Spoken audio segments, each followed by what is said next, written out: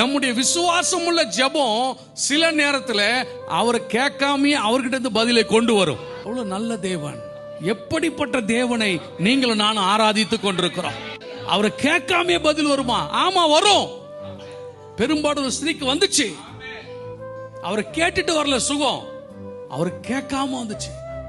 அவரே கேட்கிறார், யார்ப்பா என்ன தொட்டது? எடுத்து வல்லமை போச்சு. சிஸ்டர் சொல்றாங்க, ஐயா எவ்வளவு பேர் இடிக்கிறாங்க அப்படின்னு என்ன அர்த்தம்? நிறைய பேர் தொடுறாங்க, நிறைய பேர் ஜெபிக்கிறாங்க. இப்போ யாருக்கு சுகம் கிடைச்சது?